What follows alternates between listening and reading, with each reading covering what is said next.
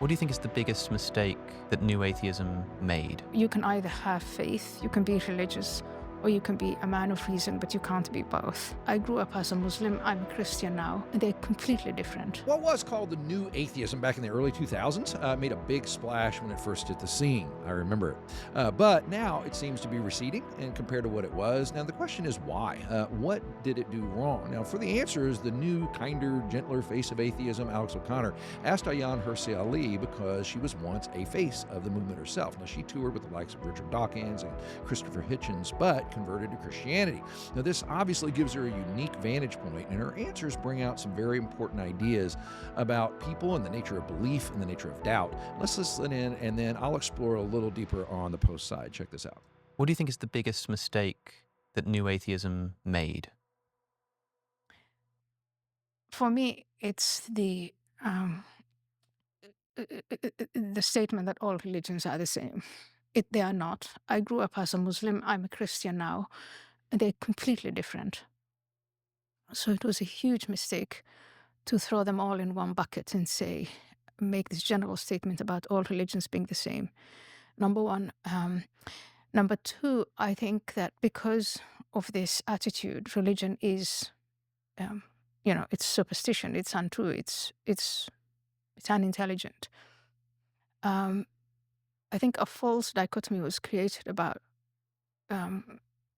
you can either have faith, you can be religious, or you can be a man of reason, but you can't be both. That's a really, really big deal with faith and doubt and having to choose between the two. That's very important. And that, I think, then created even more confusion, especially for young people looking for role models, looking to answer the question, what's the purpose and meaning of life? Why are we here? How do I relate to my fellow human beings? What's the good life? So those are two major ones. And then three, I think the organizing and then trying to mobilize people to choose atheism with both of these points, that I think then all it did was weaken and degenerate belief in Christianity, and it strengthened other religions. It strengthened Islam because it's consistent with what, for instance, members of the Muslim Brotherhood say about Christianity. They say it's false, it's weak, Muhammad is the last word. And so you listen to the atheists and they say they're saying it themselves. And it also opened, I think, the door for other pseudo-religions. Many of us have been discussing what wokeism is. And in many ways it has, I know it is neo-Marxism or it's cultural Marxism as some call it, but it is with religious zeal that some people believe in it and don't question it. And there is this void, this spiritual need that people have. And they found it in wokeism because wokeism insists on justice and young people seeking to do what is right and what's good and what's just now find it in these either false gods or are in fact converting to Islam or are feeling quite frustrated with their own legacy. They've been told Christianity is synonymous with, it's the religion of the white man. And the white man, the white heterosexual man, is an exploiter, a slaveholder, a colonizer. He's awful. And so you can't be Christian, you have to be something else. And I think that in itself has created a lot of, and I think it's unintended, but anxieties, depressions, confusion. And so these are all things that we have to grapple with. And now, a whole lot of really, really neat insight into a very short time. So the question is, what did the new atheism do wrong? Because it is receding in the conversation, so to speak.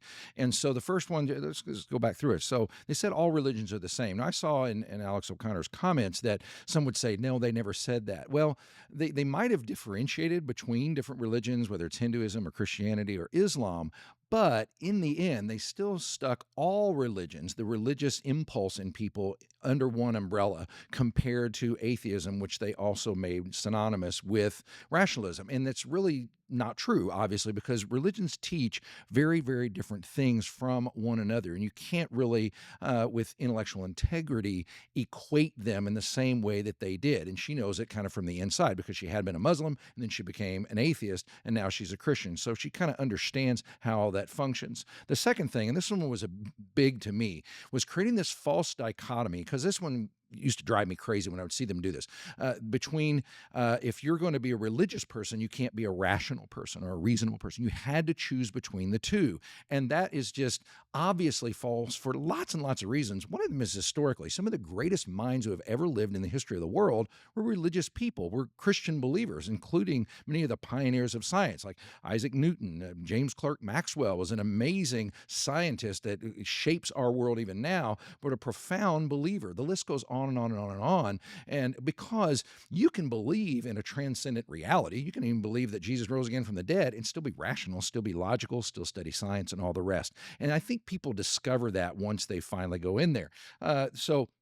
And then she said organizing and pushing this thing. And that's where atheism was making all these waves. And I remember hearing about, I think this is true, that Richard Dawkins and some of these people on these tours would have people get kind of unbaptized. They would have them not only just kind of try to be reasonable and think about their beliefs, but they would have them do open rejections of their Christian faith. And so it undermined what was going on. And I find it very interesting that she's saying that was a mistake all by itself, because all it did was undermine what the West, it is Christianized very much, and it undermined their belief, but opens people up. And this is her final point, is that you open yourself up not to naturalism, not to atheism or even rationalism, which is what Dawkins and all of them kind of wanted. Let's just all be rational and get rid of this religious thing.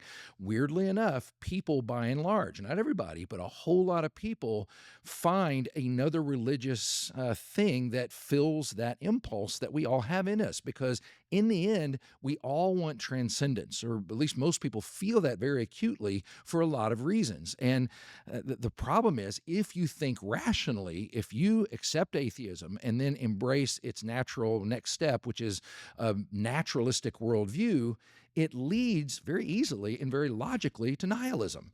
And people simply can't live that way. And life kind of argues against that, even with all of our suffering and everything. If you experience love, if you want morality, if you want ethics, if you want purpose, if you want meaning, you can't go down that road. And that's why the conversation has now changed. And a great example of this, Jordan Peterson walks Joe Rogan through this entire discussion and where the thing has arrived past the new atheism. So I hope you'll check that out. Hope all this helps. See you next time.